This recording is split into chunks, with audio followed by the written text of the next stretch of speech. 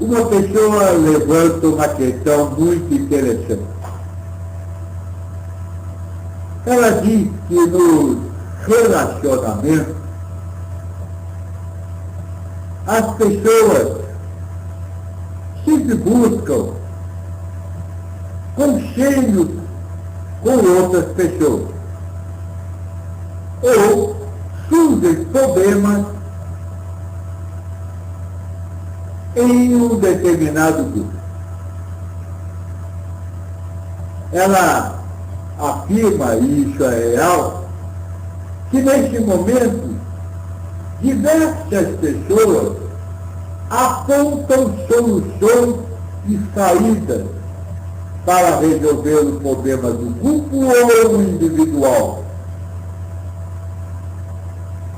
E na maioria das vezes, e eu diria sempre, essas orientações individuais são diferentes. Aí, quando acontece isso, algumas pessoas querem impor o seu conselho à custa de violência física ou moral. E ele me pergunta, ela, a pessoa me pergunta, se existe nesse mundo a condição de se fazer, de se alcançar, desculpe, uma consciência única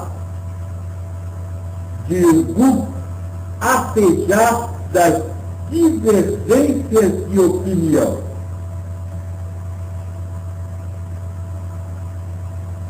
É isso que a pessoa me pergunta.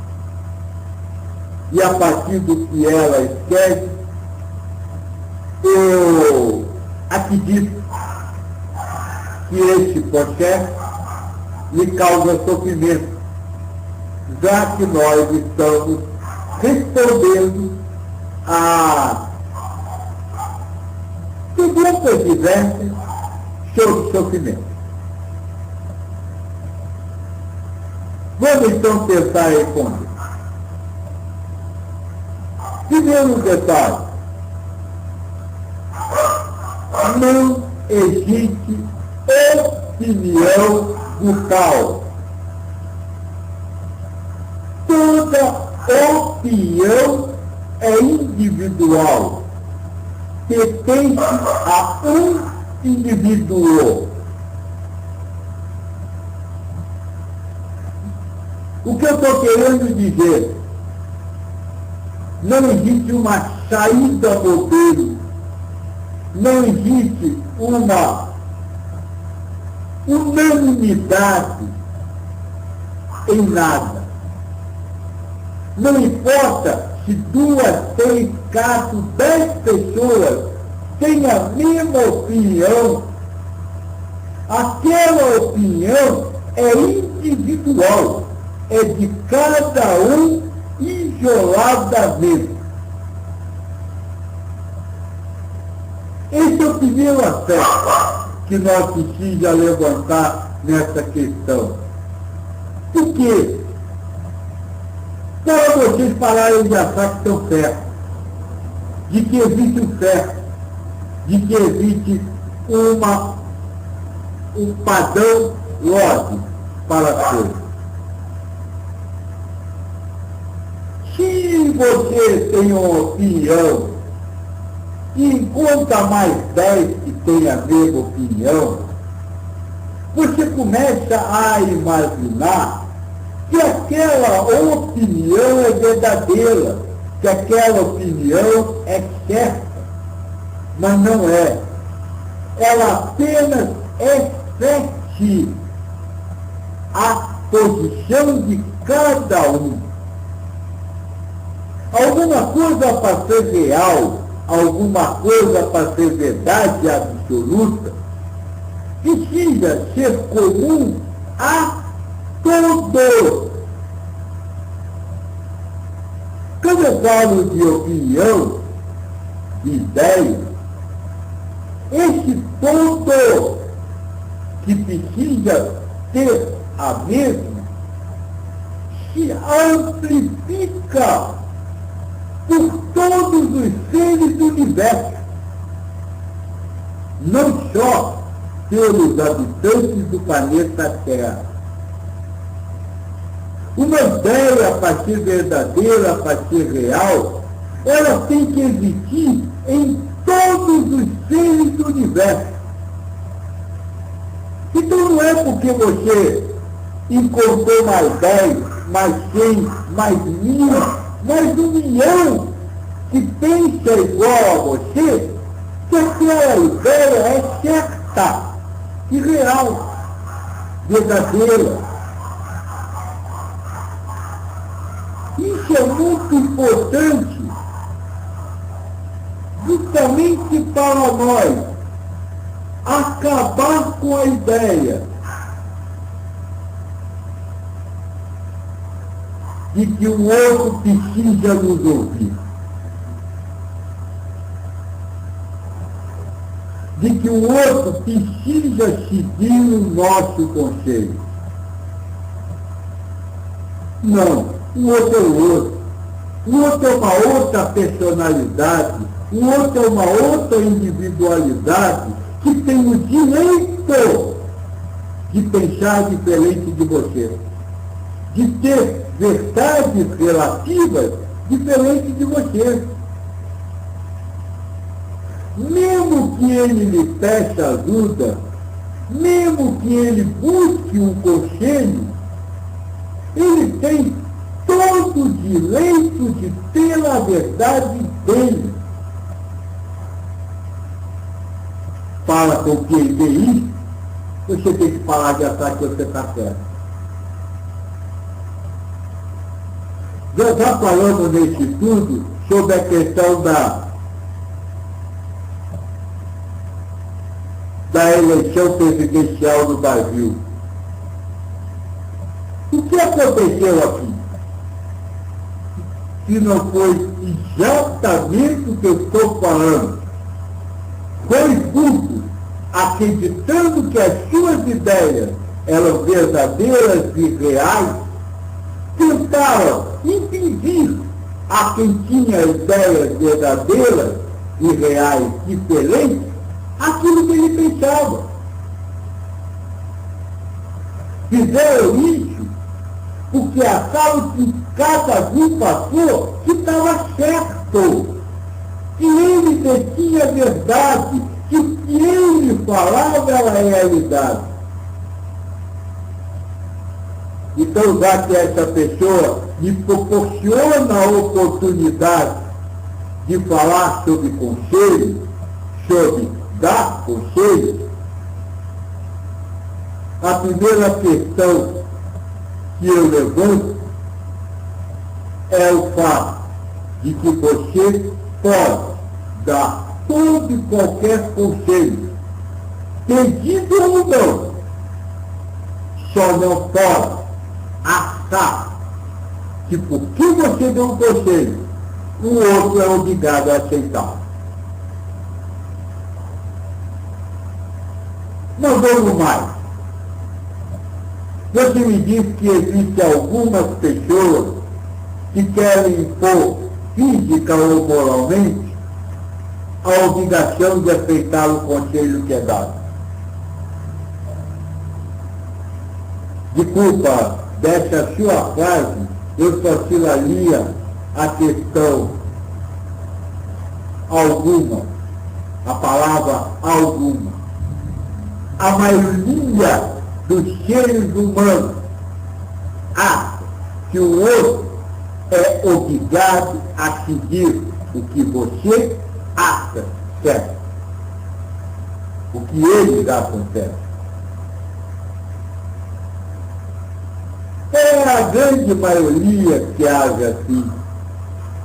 Ela se considera o certo, se considera o conselheiro do mundo, o guru iluminado que tem a resposta para tudo, mas não consegue resolver o problema dele. Veja que essas pessoas também têm problemas, também têm situações com as quais não sabem lidar. Mas considera-se o guru iluminado, aquele que tem resposta pacífica. E mais, aquele que acha que a resposta dele é a verdade absoluta e que o outro precisa seguir aquilo que ele fala.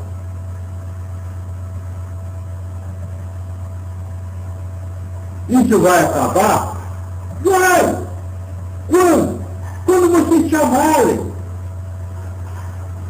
Quando você amar o próximo acima de todas as coisas, isso vai acabar. Porque você está lá amando o próximo acima da opinião sua e da opinião dele. Você, como eu disse antes, irá dar o conselho, mas em nome do amor, saberá apenas que você tem um conselho e não que foi o guru iluminado do outro.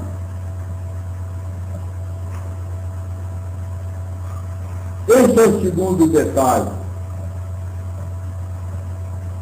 Nós temos que aprender a colocar acima de qualquer coisa que exista nesse mundo o amor ao próximo. Quando isso for realidade, o guru iluminado vai se ver apenas como mais um ser humano que possui uma opinião individual sobre as coisas. Mas como lidar com ele? Como lidar com aquele que querem, moral ou fisicamente, impor suas ideias ao outro? Olha, eu acabei de responder. Você precisa colocar o amor acima de tudo. Se você assume a postura de corrigir o outro, de julgá-lo, porque ele está querendo lhe impor uma verdade, você está querendo impor uma verdade ao outro. Isso não é amor. Isso não é amar. Há um jeito de lidar com aqueles que querem se impor, que querem deter o poder, que querem se transformar no sábio, é amando. É deixando-os imaginarem que estão exercendo o poder. Não estou falando de você adotar as ideias dele para que ele se sinta bem. Não, isso não é amor. Estou falando para você não reagir.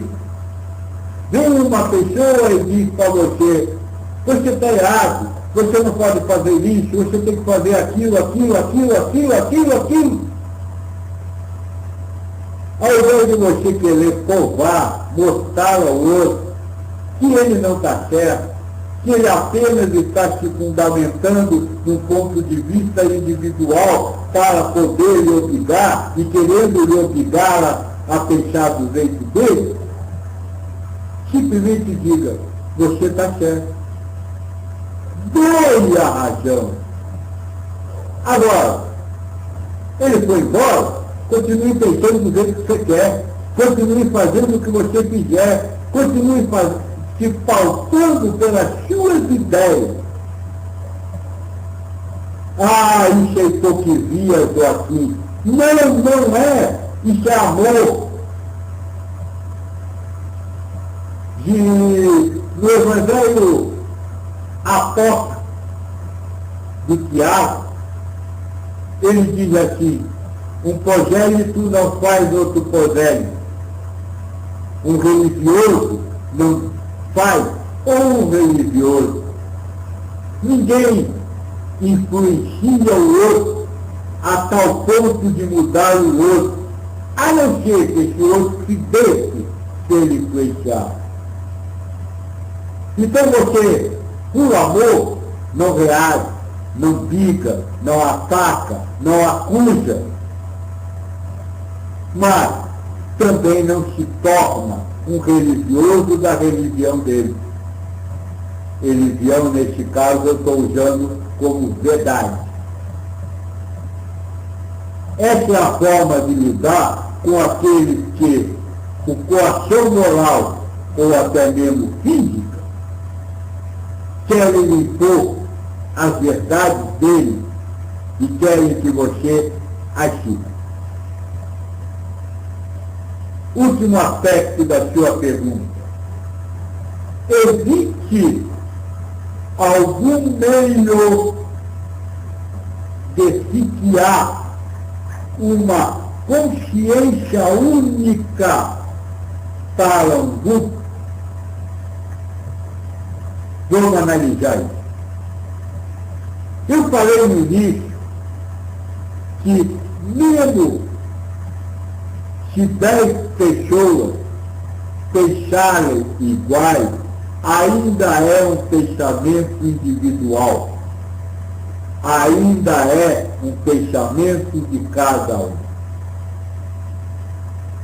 Cada indivíduo do universo possui um conjunto de verdades e realidades ou conceitos que ele convive, que ele acredita. Se isso é verdade, como então um grupo de pessoas pode ter uma só ideia, se transformando esse grupo em um indivíduo? Vou tentar explicar isso. Todo grupo é formado por uma quantidade de individualidade, mas que se juntam por uma finalidade, que se juntam por uma afinidade. Quando essas pessoas se juntam, que a figura do grupo. Esse grupo pode ser uma única personalidade, ou pode continuar existindo como um grupo de pessoas. Ainda não me fiz entender. Vamos lá. Digamos que você e mais 50 pessoas se juntem para torcer por um time de futebol.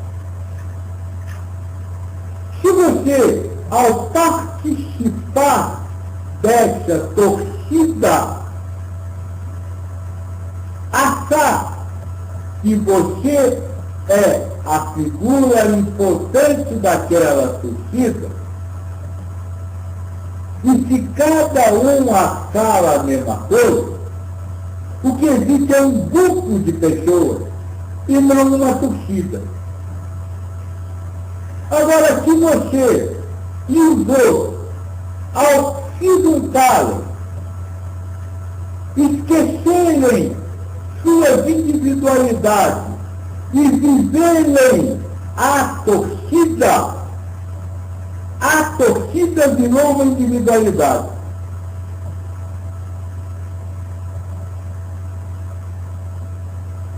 O que eu estou querendo dizer é que o grupo pode ter uma verdade única, desde que cada um, ao participar do grupo, coloque o grupo à frente de si mesmo.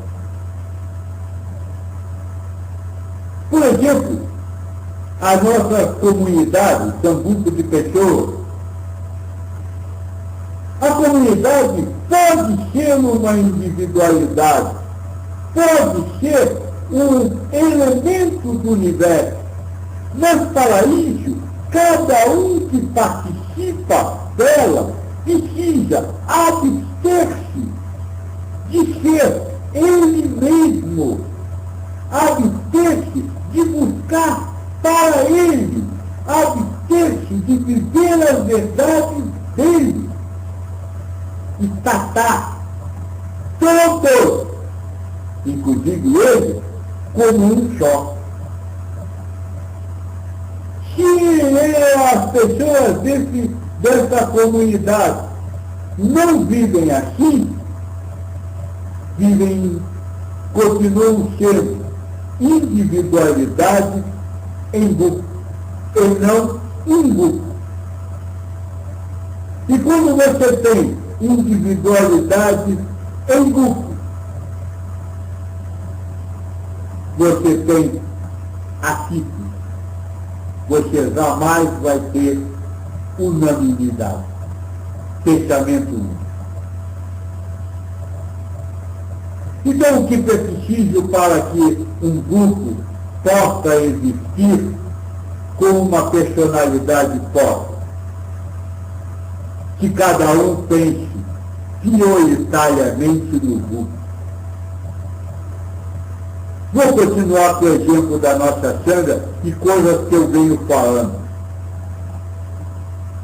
O que é mais importante dentro de uma comunidade do espiritualismo ecumênico universal é que as coisas aconteçam do jeito que você acha que Joaquim falou, é que só seja falado, feito aquilo que você acha que Joaquim falou.